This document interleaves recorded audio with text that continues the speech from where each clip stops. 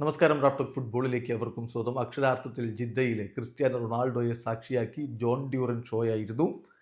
അതിൻ്റെ ബലത്തിൽ ഇപ്പോൾ അൽ അഹ്ലിയെ, കരുത്തരായ അൽ അഹ്ലിയെ സൗദി പ്രോ ലീഗിൽ 2-3 അൽ നസർ പരാജയപ്പെടുത്തിയിരിക്കുന്നു. ജോൺ ഡ്യൂറൻ ഇരട്ട ഗോളുകൾ നേടിയപ്പോൾ ശേഷിക്കുന്ന ഗോൾ യഹിയയുടെ വകയായിരുന്നു. മറുഭാഗത്ത് ഇവാൻ ടോണിയും അൽ നബിത്തുമാണ് അൽ അഹ്ലി സൗദിക്ക് വേണ്ടി ഗോളുകൾ കണ്ടെത്തിയിരുന്നത്.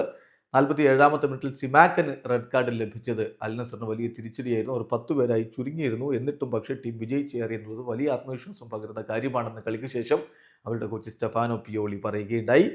കളിയിൽ അൽ നസറിന്റെ മുന്നേറ്റങ്ങൾ നയിച്ചുകൊണ്ട് ക്രിസ്ത്യാനോ റൊണാൾഡോയും ജോൺ ഡ്യൂറനും സാദിയോ മാനയും ഒട്ടാവിയോയും ഒക്കെ ഒരുമിച്ചിറങ്ങിയപ്പോൾ മറുഭാഗത്ത് ഇവാൻ ടോണിയും ഗലേനയും റിയാദ് മെഹ്റസും ഗബ്രിയൽ വൈഗയും ഒക്കെ ചേർത്തുകൊണ്ടാണ് അൽ അഹ്ലി സൗദിയുടെ മുന്നേറ്റങ്ങൾ നയിച്ചത്. കളിയുടെ 32-ാമത്തെ മിനിറ്റിൽ ഡ്യൂറനിലൂടെ അൽ നസർ ലീഡെടുത്തു. ആദ്യ പകുതി അവസാനിക്കുമ്പോൾ അവർ ഏകപക്ഷീയമായ ഒരു ഗോളിനും മുന്നിലായിരുന്നു. രണ്ടാം പകുതിയിൽ കളി തുടങ്ങിയപ്പോൾ തന്നെ എൽബോ കൊണ്ട് എതിർ താരത്തെ ഇടിച്ചതിന് സിമാക്കന് റെഡ് കാർഡ് കിട്ടുന്ന കാഴ്ചയാണ് കണ്ടത്. അൽ നസർ 10 പേരായിട്ട് ചുരുങ്ങുന്നു. വലിയ തിരിച്ചടി.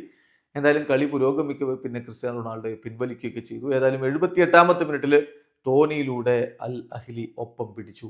എന്നാൽ വിട്ടുകൊടുക്കാൻ തയ്യാറായിരുന്നില്ല അൽ നസർ എന്നതാണ് യാഥാർത്ഥ്യം. 80-ാമത്തെ മിനിറ്റിൽ യഹിയയിലൂടെ അവർ വീണ്ടും ലീഡ് പിടിച്ചു. 88-ാമത്തെ മിനിറ്റിൽ കിടിലൻ സോളോ ഗോളിലൂടെ ജോൺ ഡ്യൂറന് ടീമിന്റെ ലീഡ് 3-1 എന്ന രൂപത്തിലേക്ക് വർദ്ധിപ്പിച്ചു. കളിയുടെ അവസാന ഘട്ടത്തിൽ അൽ നബിത്തിലൂടെ ഒരു ഗോൾ കൂടി അൽ അഹ്ലി മടക്കിയെങ്കിലും സ്കോർ ലൈൻ 2-3 എന്ന രൂപത്തിൽ അവസാനിച്ചു. അൽ നസർ വിജയിച്ചു കയറി.